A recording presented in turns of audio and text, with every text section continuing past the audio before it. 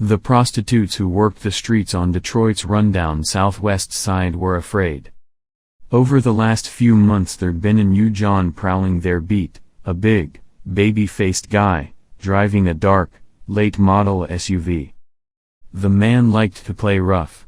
Already he'd throttled a couple of girls who'd been lucky to escape with their lives. The word was out. Avoid this John. Sooner or later, he was going to kill somebody. The working girls may have been scared, but that didn't stop them walking the streets. Some, like Kelly Hood, had no choice in the matter. The Muskegon native had a crack cocaine habit to feed. And selling her body on the streets was the only way she knew to make enough money to satisfy her need.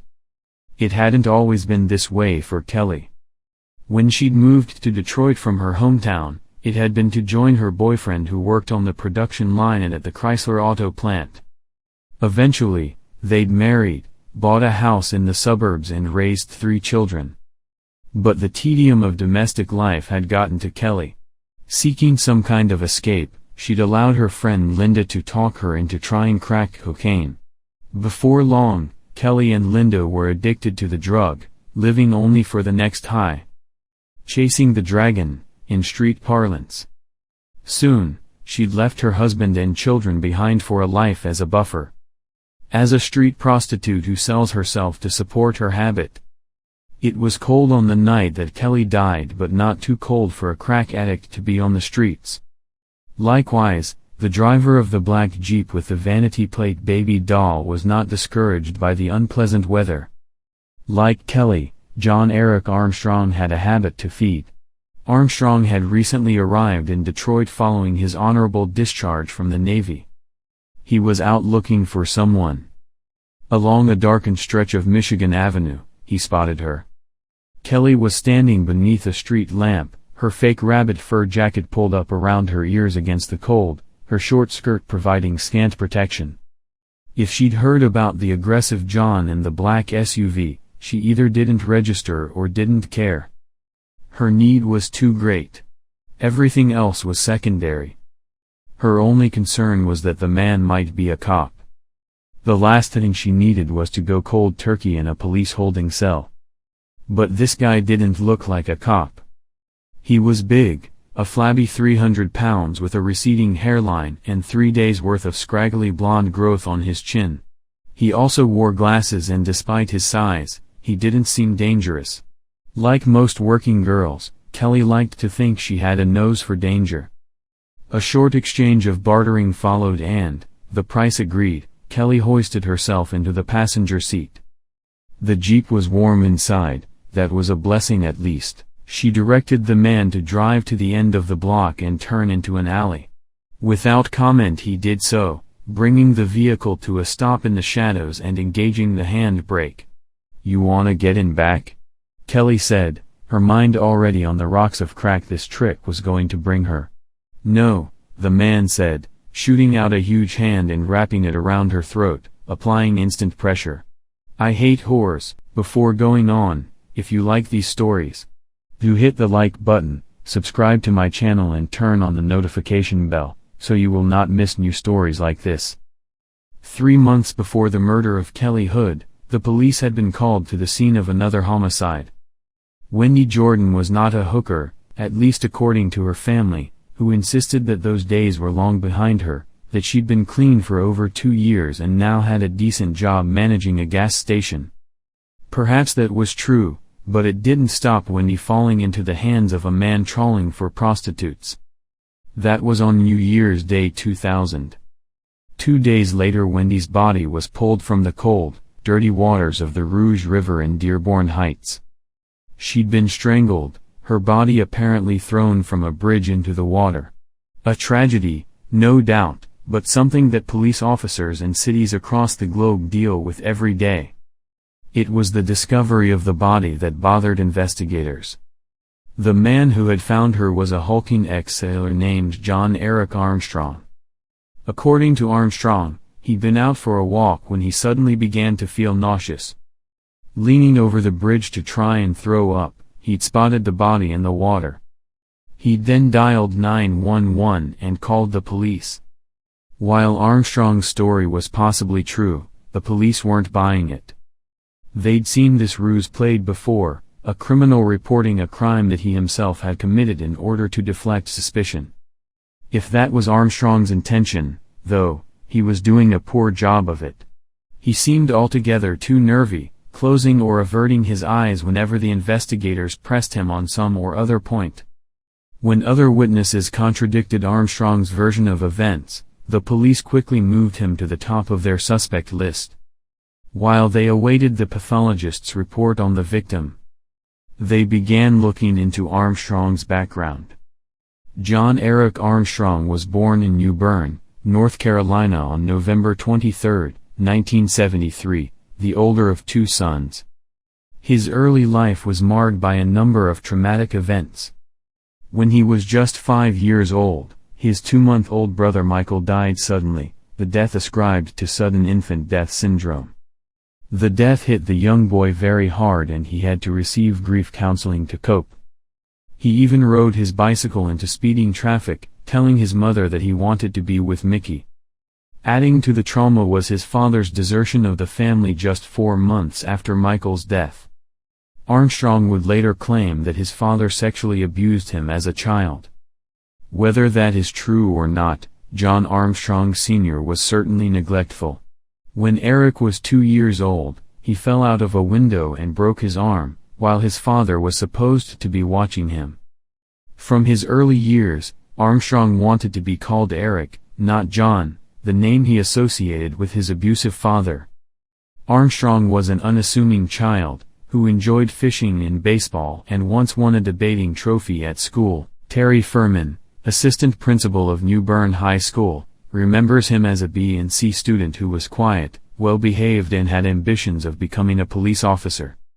After graduating high school in 1992, Armstrong worked for a number of months at a grocery store before enlisting in the Navy, reporting for duty in 1993.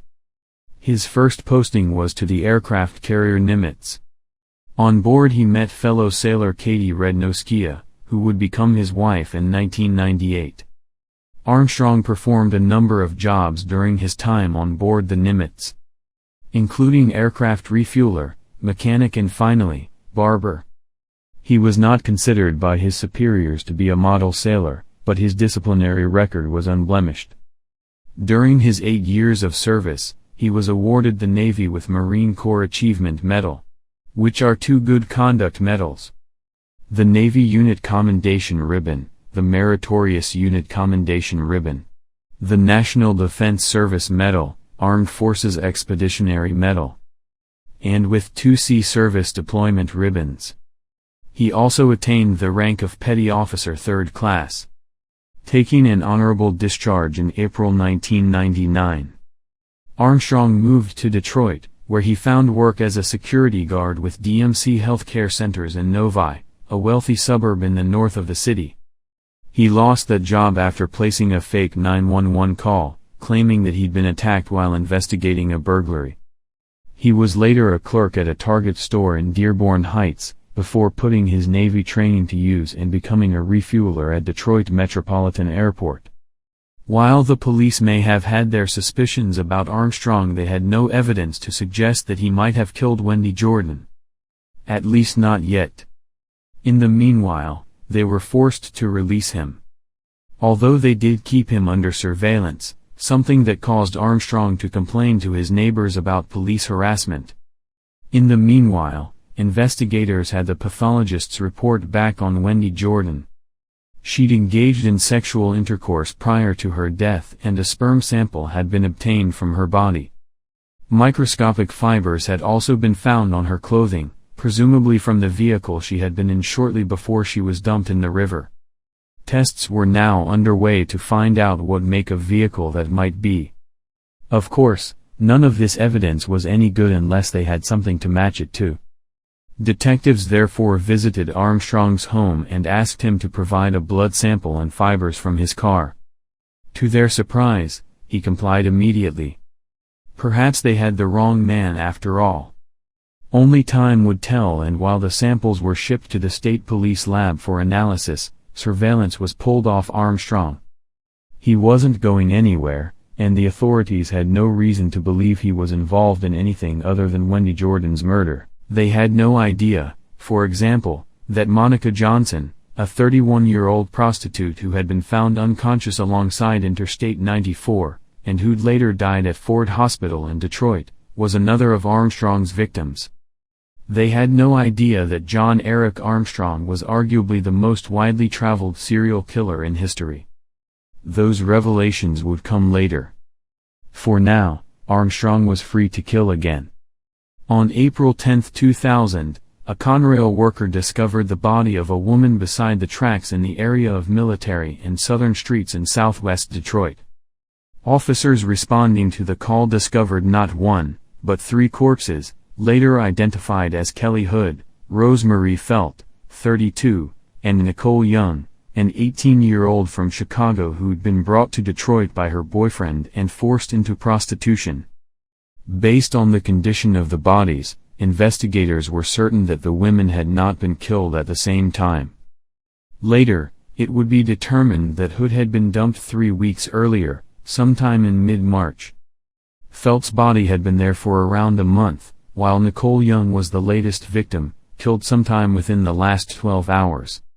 With evidence now that a serial killer was on the loose, the police did what police forces the world over do in such circumstances.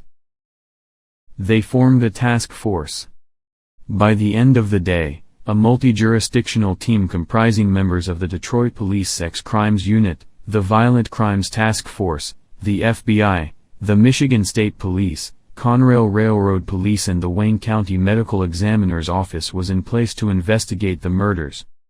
Meanwhile, the police in Dearborn Heights had word back from the crime lab at Lansing, Michigan. The sperm taken from Wendy Jordan was a match to Eric Armstrong. The fibers taken from her clothing had been positively matched to his Jeep SUV.